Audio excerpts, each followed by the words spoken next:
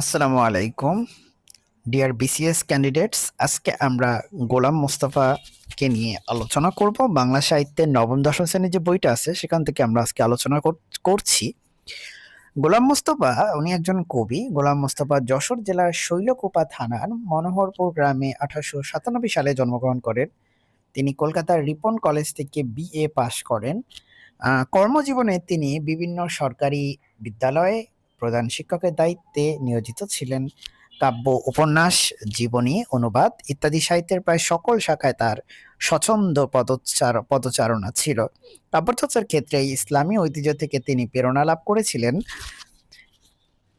তার প্রকাশিত কাব্য রক্তরাগ, খসরোজ, বুলবুলিস্তান, উপন্যাস ভাঙা বুক, রূপের নেশা, এক মন এক প্রাণ, জীবনী বিশ্বনবী মরুদুলাল, জীবনী গ্রন্থ হচ্ছে বিশ্বনবী মরুদুলাল, অনুবাদ কালামে ইকবাল, আল কোরআন, শিকওয়া ও জবাবে শিকওয়া। তিনি 1964 সালে মৃত্যুবরণ করেন। আমার জন্য দোয়া করবেন, আমার চ্যানেলটি সাবস্ক্রাইব করে রাখবেন। আসসালামু আলাইকুম।